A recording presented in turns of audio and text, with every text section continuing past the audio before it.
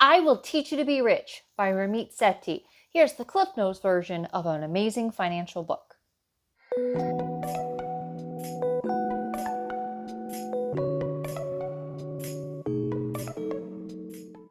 In I Will Teach You to Be Rich, Ramit Sethi suggests a 6-week program with homework every week that help you to put your finances on autopilot.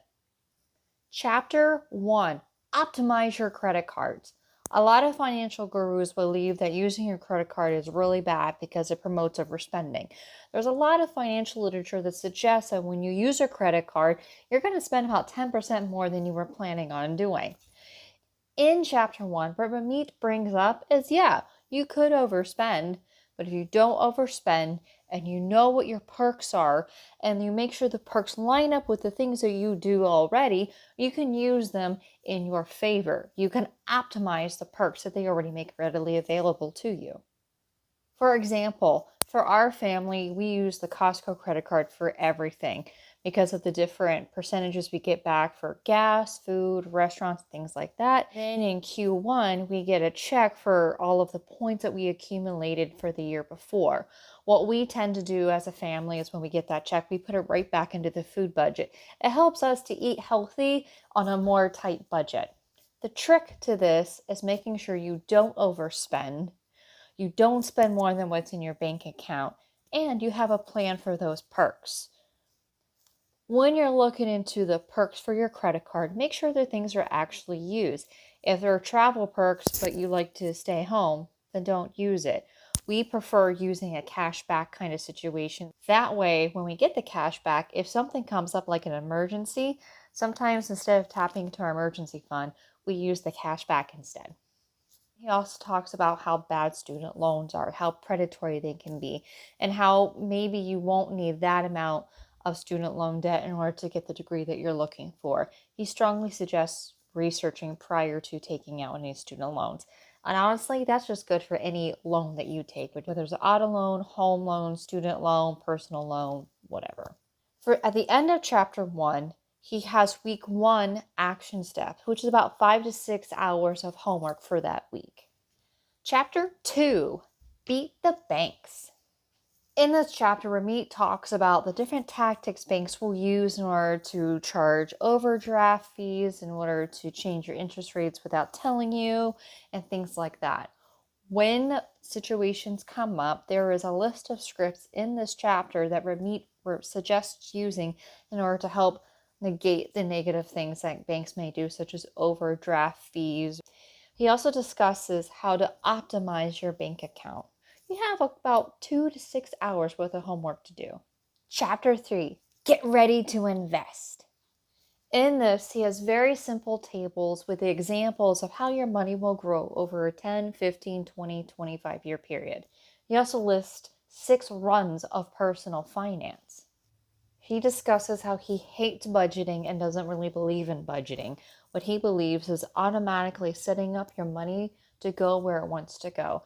That way, whatever money you have left over in this account over here is free. It is what he calls guilt-free money. You can spend it without being concerned about your other goals, such as investing, saving for future expenses, 401k, or anything like that.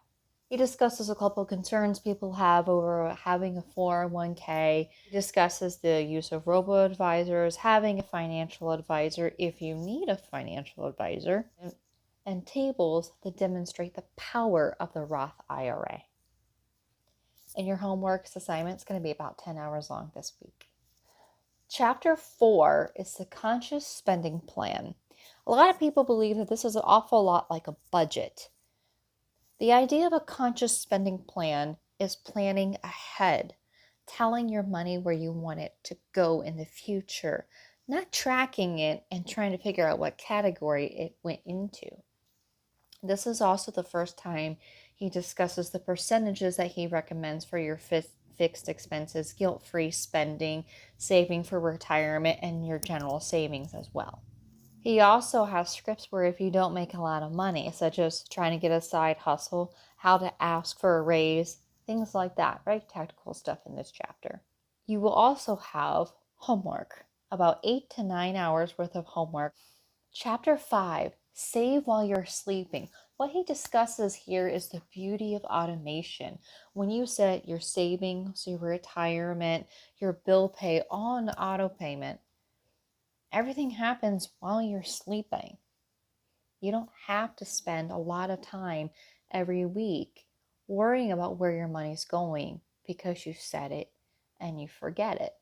Ramit states that he spends about 90 minutes a month on his finances, and he has a much more complicated financial situation than probably a good portion of us. There, for week 5, you'll have to do another 10 to 11 hours of homework. So by now, after week 5, chapter 5, you put in about 42 to 45 hours worth of homework. It's a lot of preparation in order to get yourself to be on autopilot, but that's coming really soon. Chapter 6, Myth of Financial Expertise. Basically, this is where he really goes over whether you really need a financial advisor or not. What's a robo-advisor? What's a fee-only advisor versus someone who is based off of commission? Those are really important things to know because as your life gets more complicated, you're going to need to know if you need to bring somebody on board and make sure your ship stays upright, or are you going to be okay by yourself? He also discusses the difference between active versus passive management. So basically, if you actively managing your stocks, buying and selling, or if you're putting it and leaving it be, what the difference will look like over 5 to 25 years. Make sure you pay close attention to this chapter. I think it's very insightful because what we believe is common sense may not mathematically be common sense once you see it in black and white. Chapter 7, Investing Isn't Only for Rich People. This is where he's busting the myths that investing is only for people who are wealthy. He talks about the importance of being diversified. What that means is you don't have it all in stocks. You have some in bonds, you have real estate, you have large cap, small cap, mid cap, and large, small, and mid cap is basically the size of the companies associated with it. And by being diversified, when you're in a bear market like we're in now, you're going to go down, but your investment portfolio won't go down as harsh as the stock market if you have bonds that are cushioning it. It will also not go as high as the stock market because you have bonds that are kind of capping that. But so you won't be at the top, but you won't be in the bottom, but you're going to kind of ride the wave in the middle. He also discusses the difference between mutual funds and index funds, explains the difference between a 401k, a Roth IRA, pros and cons of both of those, as well as the rule of 72. The rule of 72 is really great in terms of you're just trying to do back of the napkin math in terms of what you'll need for retirement, or if you have any other savings goals you're trying to account for, such as saving for a car or college. You can either have very little homework or a lot of homework. He suggests anywhere from an hour to a week. And the reason why is because you are researching different investment options. Have fun with that. Chapter 8, How to Grow and Maintain Your System. No more homework. Now you just have to upkeep it. Talks about how to grow things faster. One of the things I really love in this book, he has an annual checklist of what you need to make sure you have tidied up every year so nothing ever falls through the cracks. It things like checking on your wills, making sure your life insurance policies are up to date, making sure your asset allocation is where you would like it to be, resetting short-term, long-term, medium-term goals. In this section, he also has cautionary tales of selling when you're scared. Really read this, especially in today's environment. Chapter 9, A Rich Life. Basically, what he reminds you is that life is outside your spreadsheet. You use money as a tool in order to do the things that you're really passionate about. Throughout the book, he talks about something called money dials. And I didn't bring this up because this is where it all pulls together. Basically, what a money dial is whatever you're really passionate about. If you were to turn that all the way up, what would that look like? For example, if you really love coffee and you really love travel, what happens if you visited your favorite roaster and got a tour of how they process their coffee? If you really love travel and you were to turn that all the way up, what would that look like? Who would you take with you?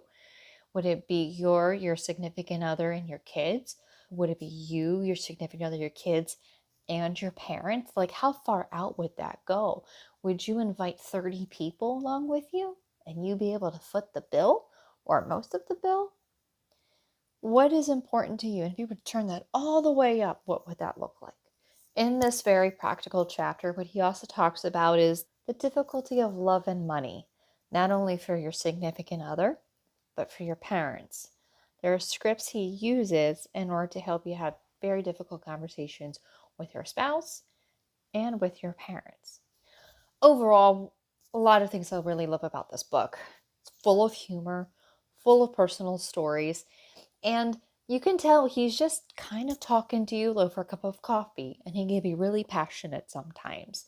I really love his use of humor.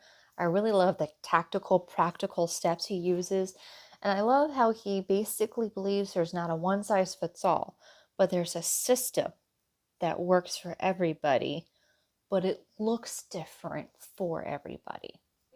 The big cons of this book is, to be honest with you, I didn't read the first edition because the name was really off-putting. I really wish I had read this book when I first saw it when I was about 15 years old. I would have handled my money a little bit differently and my family would be in a better spot. But despite the name of the book, it is an amazing book. I hope this was helpful. Until next time.